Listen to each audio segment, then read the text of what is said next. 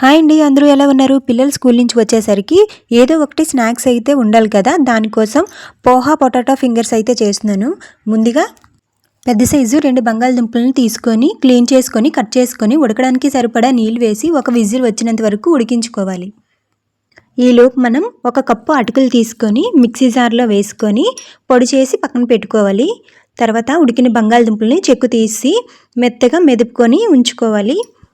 కొద్దిగా చల్లారిన తర్వాత మనం పొడి చేసుకున్న అటుకుల పొడిని కూడా వేసుకొని చిల్లీ ఫ్లేక్స్ 1 స్పూను, 1 స్పూన్ వెల్లుల్లి తరుగు, 1 స్పూన్ పచ్చిమిర్చి తరుగు, అలాగే 1/4 కప్ మైదా, 1/4 కప్పు కార్న్ఫ్లోర్. సరిపోకపోతే మళ్ళీ వేసుకోండి.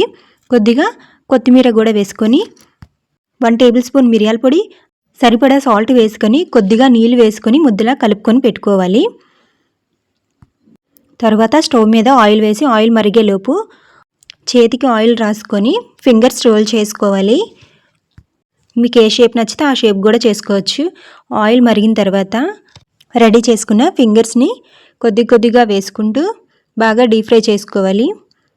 బాగా వేగిన తర్వాత ఓ ప్లేట్లోకి తీసుకుంటే సరిపోతుంది. చాలా టేస్టీ అయిన పోహా పొటాటో ఫింగర్స్ అయితే రెడీ అయిపోతుంది. పిల్లలు చాలా ఇష్టంగా తింటారు. టమాటా సాస్లో తింటే చాలా టేస్టీగా ఉంది. తప్పకుండా మీరు ట్రై చేయండి. వెళ్తూ నాకు ఒక లైక్ అయితే చేసేయండి. ఉంటాను. టాటా, బాయ్ బాయ్.